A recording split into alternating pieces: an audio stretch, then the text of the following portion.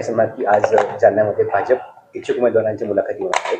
त्याचबरोबर आज चंद्रशेखर बावनकुळे देखील आज जालन्यात आढावा बैठकीत आहे. कशा प्रकारचा कार्यक्रम आहे आज? परतूर आणि भोकरदन या ठिकाणी ज्या निवडणुकीला स्थगिती आली होती त्या निवडणुका आहेत आज, आणि मतदारामध्ये मोठ्या प्रमाणावर उत्साह आहे.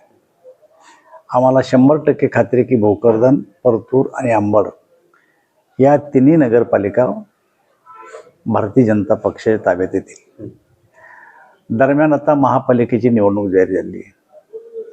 या महापालिकेच्या निवडणुकीमध्ये भारतीय जनता पक्षानं गटवाईज बैठका घेतलेल्या आहेत आणि उमेदवारी अर्ज जे बोलवले होते साधारणतः 450 ते 500 अर्ज आमच्याकडे आलेले आहेत, आणि त्याच्या मुलाखती आज आम्ही घेतोय.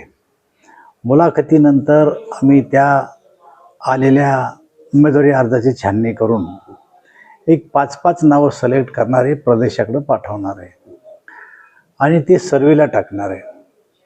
आणि सर्वेमध्ये जो उमेदवार समोर येईल त्या उमेदवारांना आम्ही तिकीट देणार आहे. ही महापालिका भारतीय जनता पार्टीच्या ताब्यात यावं अशी जशी आमची इच्छा आहे तशी या महानगराची सुद्धा इच्छा आहे.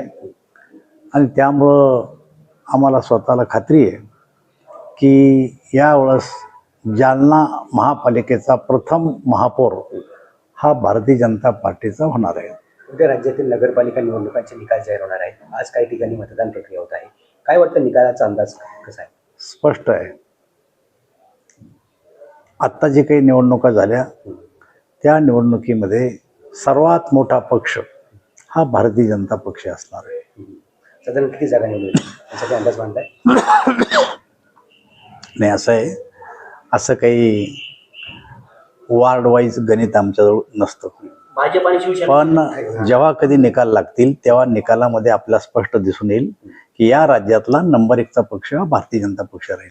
उद्याच्या नगरपालिका निवडणुकांच्या निकालावर पुढचे महानगरपालिका जे 29 होणार आहेत यांचं भवितव्य असणार आहे. अर्थात त्याचा फरक पडत असतो, पण पडतोच असंही नाही.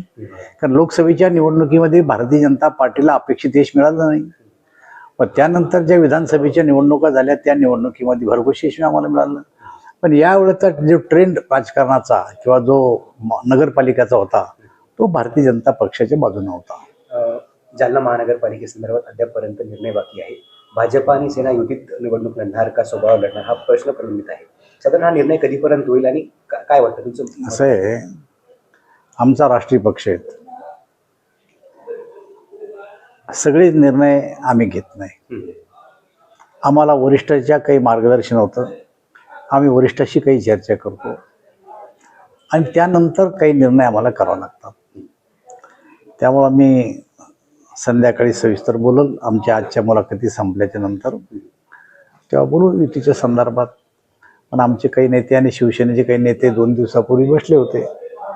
आज मी दिल्लीवरून आलो, मला पूर्ण माहिती नाही, पण आज मी माहिती घेतो आणि काय चर्चा झाली त्यांची आणि आज मुलाखतीमध्ये काय होतं या दोन्ही नंतर संध्याकाळी याच्यावर स्पष्टपणे बोलता येईल. राज्यातल्या महानगरपालिकेच्या निवडणुका ज्या आहेत त्या युतीत लढण्यासंदर्भात प्रयत्न चालू आहेत.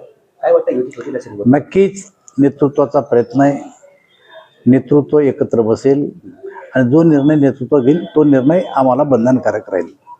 शिवसेनेकडून महापौर पदाचा उमेदवार जाहीर करण्यात आला, याच्यावर काही युती शिवसेना भाजपची युती नाही. आता एका बाजूला तुम्ही युतीच्या संदर्भात भारतीय जनता पक्षाला विचारता, तसं तुम्ही हा प्रश्न शिवसेनेला विचारला पाहिजे की युतीची भाषा तुम्ही करता आणि महापालिकेचा उमेदवार तुम्ही जाहीर करता, याचा अर्थ तुम्हाला युती करायची आहे का लोकांना केवळ दाखवण्यासाठी युती करायची? हा प्रश्न आमचा नाही, हा प्रश्न त्यांचा आहे. आम्ही तर फार सावध होऊ. एकही नेत्यांनी आमच्या मित्रपक्षाबद्दल बरं शब्द काढलेला नाही. युती करू का, युती करणार नाही का, जसं वरिष्ठाचं मार्गदर्शन होईल तसा निर्णय होईल. एक शेवटचा प्रश्न, बऱ्याच वर्षानंतर तुम्ही आणि लोणीकर साहेब काही नवीन नाही, आमचे काही नवीन नाही त्या गोष्टी. कैलास गोरंट्याल आणि अर्जुन खोतकर ते आता त्या दोघांना विचारा. चला हिंदी करतो. चल.